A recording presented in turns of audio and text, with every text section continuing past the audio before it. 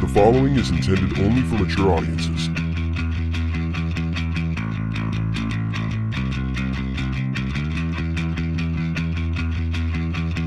Open your ears and lube up your butthole. It's time for the What Do We Call It podcast. Now, here's your host. It's Jmann. Welcome to the What Do We Call It podcast. I'm Jmann. And I'm number one fan, Tim. Hey, I'm not by myself tonight. Nope, you're not. So it's Mental Health Awareness Month. Well, then it's a good thing you're not by yourself. No, I've been able to just talk about shit. Last year I did 3 episodes solo, the whole month of May. I think I did all solo ones. And then this month I started with my Mother's Day special, ripping into my mom. Last week I was talking about how people will just, flow freely at the mouth instead of asking questions, and that's what's a problem these days, is more talking at and less talking with. I feel that I actually ask more questions when I'm having conversation with people. Because I admittedly don't know everything. So one thing that has been a reoccurring theme with these episodes is that I have a lot of unresolved anger from my youth. Perhaps. Definitely with your mom. Right. And one thing I've hinted at is that I'm still pretty pissed off. Not that I dwell on it as much, but I know, I haven't forgiven all those kids that used to tease me incessantly in elementary and junior high. Because of your sister. Because of my sister, because of anything. Oh, okay. I thought that was mainly because of your sister. Yes and no, because there was all kinds of shit that people ran their mouths about. Kids are fucking assholes. Yeah. They're mean pieces of shit, and we act like we teach them all this inclusion and getting along and shit now. I don't remember getting that when we were kids. We didn't get that, and I don't think the problem's any better now than it was back then, even with all this inclusion talk. Well, here's the problem. You've got more talk about recognizing unhealthy patterns of treating others, like you're abusing them or harassing them or bullying them. Mm-hmm. But all of that, say there's 100% more of that, there's 500% more issues because of social media and the internet. And that tough guy, keyboard warrior, I can say whatever I want through a phone or my laptop bullshit. Where kids are getting, I would go home, right? And the kids couldn't make fun of my sister while I'm at home, because I didn't have the internet for them to talk shit about me and then fucking include me in conversations. So we didn't deal with that constant, nonstop barrage of mental abuse from our peers. That's not to say that they didn't do enough psychological damage in the 6 hours a day that we were with them, though. I don't know if my kids get teased online. I don't think any... 3 of them have Facebook, but I know they're never on there. So the Juice is just like me. When I was a kid. She's got this almost immature sense of wonder and fun about her. There's kids her age that are trying to, act older and cooler than they are. She doesn't give two shits about that. She's enjoying cartoons and unicorn nightgowns and bike rides, the type of stuff you want them to still hold on to once they hit double digits like she did. Mm-hmm. And I'm like, this kid's a fucking easy target for bullying. Which made me go, Jesus Christ, is that why I was an easy target for bullying? My recollection of you when we were kids isn't the happy-go-lucky, whimsical person. You had a curiosity that bordered on, can we get in trouble for doing this? So, when we were up, there was no bullying when we were up north, was there? Only when your brother was talking shit about us, or that time he tried to throw me in the pool with my clothes on. That's a brother. That's one thing. Talk crap about him too. Yeah, so no, not up there. But that was like a weekend getaway. That was different than school. The people that saw you 5 days a week, fucking 30 hours a week for 9 months out of the year. Yeah, so it makes me wonder if I saw a different side of you when we were up north versus when you were at home in your normal life. Yeah, because I was insulated away from all that crap. Okay. And I was so young that I was still living with it and just coming up there to get away. So the weekends we'd go up north. We'd have fun. We'd ride bikes. We'd fuck around. We'd break stuff. We'd spray paint bridges. We'd put naughty words on signboard letters. All kinds of shit. The types of fun that you should be getting into. Not kids sitting at home fucking writing suicide notes in their journals to themselves because they're bullied so much. Nobody fucking killed themselves from the time that I was in kindergarten through at least senior year, as far as I can remember, none of the kids I went to school with committed suicide. A couple kids I went to high school with did after the fact. I had one loose associate commit suicide. She was a friend of one of my friends. I wasn't really friends with her. But that shit is very commonplace now. I guess. I haven't heard of any kids at my kids' schools committing suicide. But by comparison, I don't think that they had 8, 9, 10, 11, 12, and 13-year-olds killing themselves at a rate in the 80s and 90s that they do now. Like, with the number of social media outlets and how fast these kids are growing up because of them, and how they're always trying to assert their dominance and prove that they're so cool. Yeah. But what do they tell these kids? Well, let it roll off your back. Just forget about it. Learn to forgive. No, at some point you can't. Yeah. And that's basically where I'm at, is anybody that would tell me, well, what good does it do to hold on to all of that anger from your youth? I guess I'm kind of like a kid that I think that everybody should get their punishment and their fair due for being assholes like that. So I'm waiting for certain names that I went to school with to hear that they died in a car crash or got busted for drunk driving. One of them's a fucking attorney. He's like a business attorney. And I saw his picture on his website from the firm that he works for. And I'm like, look at you, you fat, smug prick. Mm-hmm. Yeah, this kid, I'm not going to name names because there's no point to it. Cancel culture doesn't need to come into play. I don't need these people to suffer for that. But if I see them, it's going to be words. And it may come to blows. I don't even fucking care. I may just grab a pipe and smash somebody's fucking teeth out. Because I took so much shit for so long. People be like, that's an unhealthy kind of anger. Is it? Isn't it more fucked up to just say, well, we were just kids and I should get over it? Aren't you trivializing all the fucking anger I feel and the pain and the suffering I went through back then? I can't tell you how many days people started fucking with me the second I got in the door to the building, like they had been planning it the day before, like, oh, we're going to get him good tomorrow. Especially in 6th and 7th grade. I had one kid that I didn't get along with, and I can't even say it was bullying. We just didn't get along. And in 7th grade, things came to a top. No, it was 6th grade. Brief little fist fight. After that, like, I think he moved after 7th grade. I don't remember seeing him in 8th grade. That's the worst experience I had. I think I was actually a bit of a bully. Oh. There was a kid named Carl. He had longer hair. And it wasn't like, oh, he's ugly or that. But I thought it was a game that, just before the bell rings, him and I would go out in the hallway. And I'd chase him. I'd pull his hair a little bit, and he'd chase me back and try to pull my hair. But I had short hair. So you were flirting with him then? Because if Carl was a girl, that behavior would be considered a mean form of flirting. Gotcha, bitch! Well, here's the thing, though. I was kind of a dick, too, to only a select few kids. Like, there was that hierarchy of popularity. Like, the popular cool kids fucking shit on kids that would shit on me, and then I'd shit on the really nerdy, geeky kid, which is super not cool. And I totally think back that I should be pulling a fucking My Name is Earl and seeking out a few of these motherfuckers and be like, I am so goddamn sorry for how rotten I was. One kid, I pushed him and he got so fed up with all the constant shitting on him that everybody did. He was the 5th kid out of 5 kids, so he got all the hand-me-downs. So by the time he got his Simpsons t-shirt, that motherfucker was not very fresh looking. And people ripped on him all the time. And I was just like, oh, we rip on that kid. That's what we do. So one time he gets pissed off and he grabs me and he yanks on the collar of my shirt and rips my shirt. And the gym teacher makes us go and sit down and talk it out. And after 5-10 minutes, he's like, I don't hear a lot of talking. And I'm like, you're probably not going to. So that kid. He's mute. Yeah, we just mercilessly teasing that fucking kid. And I would like to say I'm sorry. I doubt any of those motherfuckers that were ripping into me are ever going to apologize. If I ran into Lawyer Boy, I'd be like, well, hey, fuckface. Isn't this a fine howdy-do bumping into each other? Because I would straight out come up like, I looked you up. I see you're a business attorney. Good for you. It fits with your personality. Always thinking you're right and thinking you're hot shit. I see you're not in very good shape. And that hairline's receding. Too bad you turned up to look like your mom.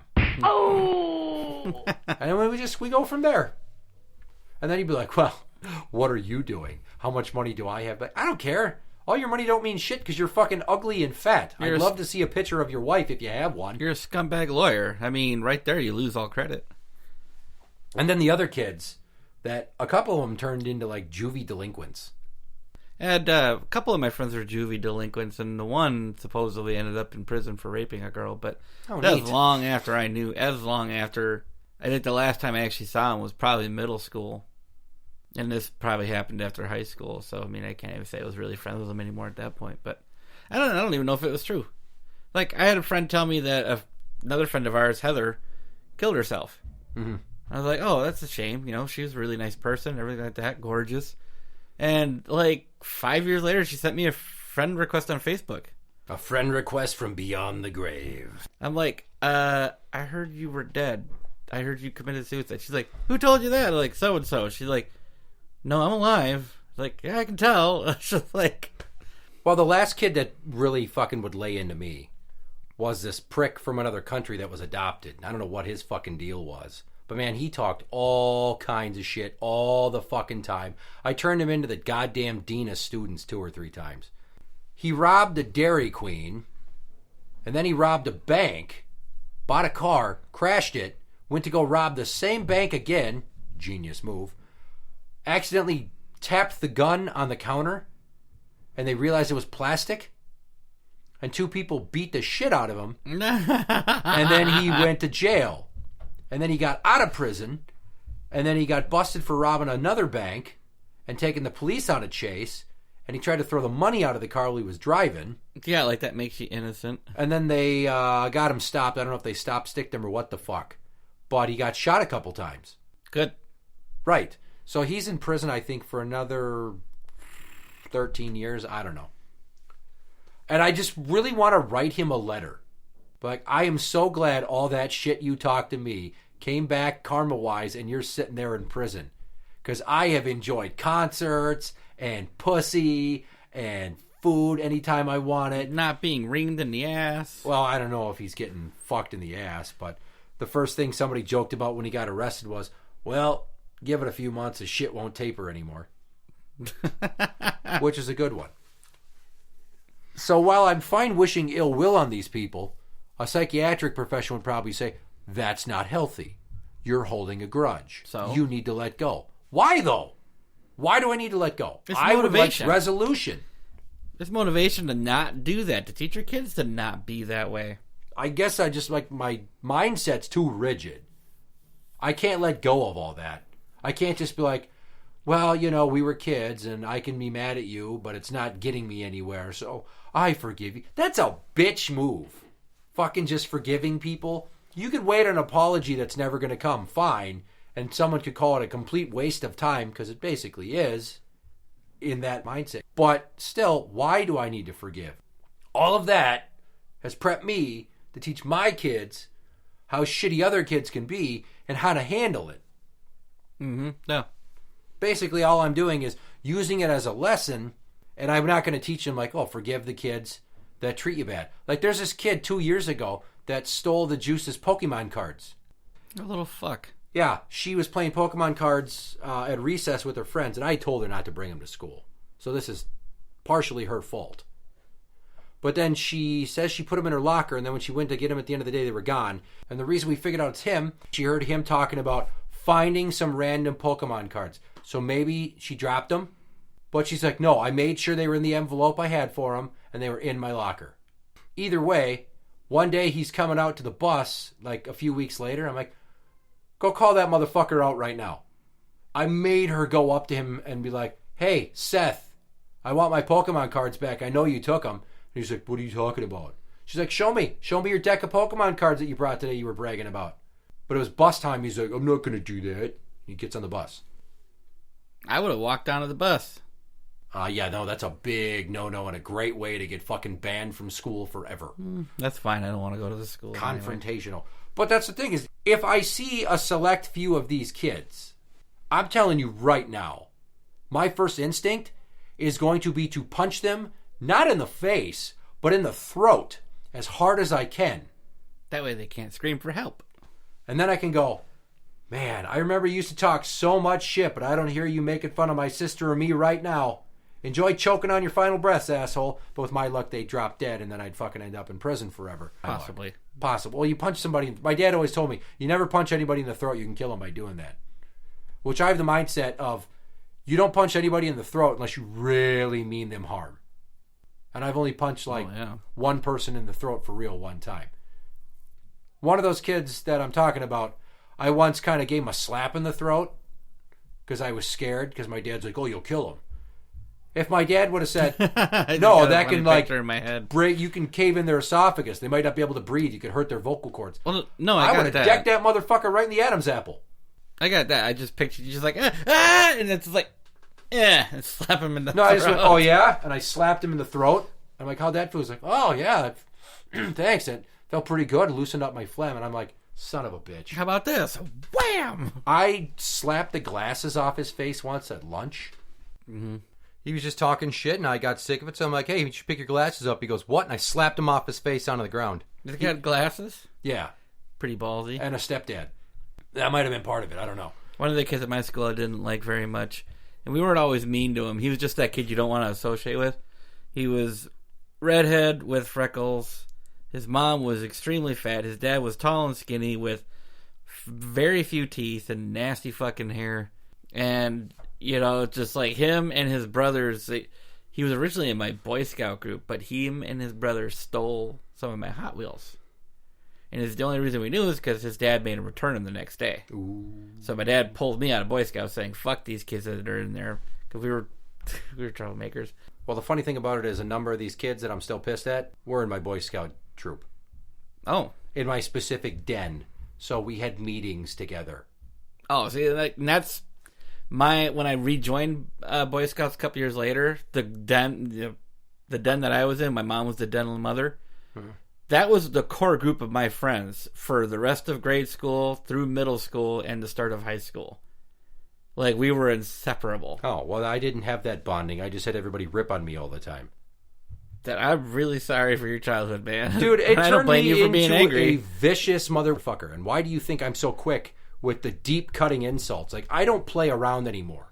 People said shit that hurt me, so now I will say shit that will devastate people and make them want to get into a fight.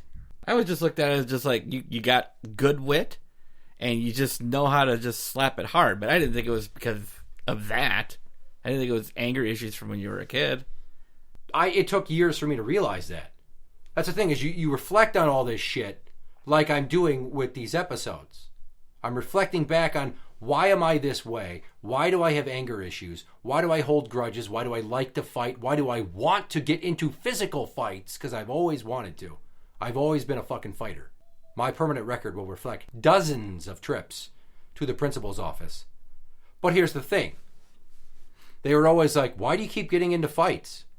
And never once did my parents say, well, what about the other kids that are fucking teasing them? Because all my mom could say was, well, they're just jealous. Of what?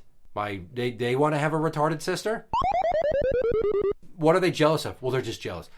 That's Linda in a fucking nutshell. Is she just says this stupid shit to come up with a quick answer because she's too busy with herself to fucking really think it through. Now, if some kids are teasing the juice, you bet your ass I'm going to be there in the principal's office like, I don't care about any of your data privacy bullshit.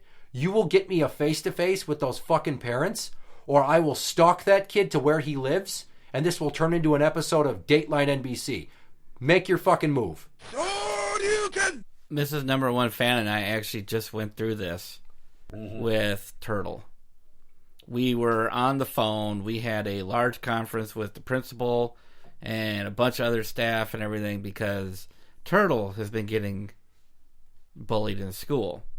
And well, you said before she gets teased a lot for her weight. She was getting teased a lot for her weight. It goes beyond that a little bit. But we didn't realize the extent of it because she started saying she didn't want to go to school because she didn't want to be teased anymore. Mm-hmm. So Mrs. Number One Fan sent an email. I sent an email. I came short of saying, this gets taken care of or I am fucking suing you.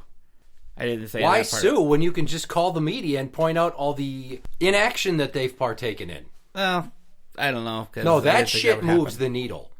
So we went through all that. Had that big meeting, and within 2 days, she's like, okay, things are better at school. You know, the boys that were doing it, the principal said we are having conferences with their parents, parents coming in for meetings, because it's the same 3 kids that are doing it incessantly, and I know which kids they are.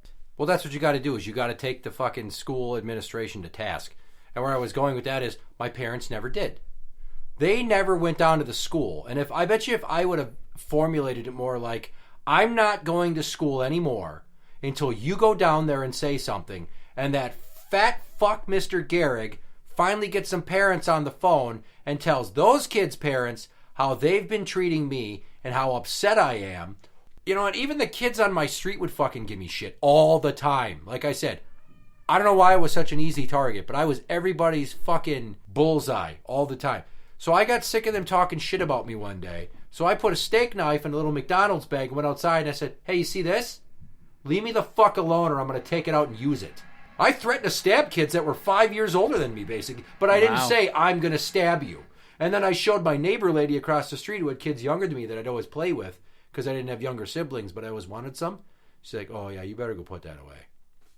And I don't know if she ever told my parents, but think of how fucking fed up I had to be that I grabbed a steak knife knowing that it would make an impression on these kids and showed it to them. Are you sure it wasn't just a train of thought? I mean, that you were just trying to scare them, be like, I'm going to do this and scare them. I would never do it. Or were you just like, fucking dare you to piss me off one more time? I don't know. But I definitely had some ill intentions when I did it. And that's just kind of the person that all of that bullying turned me into. And I'm doing this episode to focus on all that shit, to bring attention to it so I can look back and go, okay, there was a problem. Let's kind of focus on it, make peace with it. As an adult, I'm recognizing it and trying to move past that all now. Get on with my life. Interact with the show on Twitter at What Do We Call It. That is at What Do We Call It. You can find us on Facebook at facebook.com/group/What Do We Call It podcast show. For the What Do We Call It podcast, I'm Jmann. And I'm number 1 fan, Tim. And that's the end.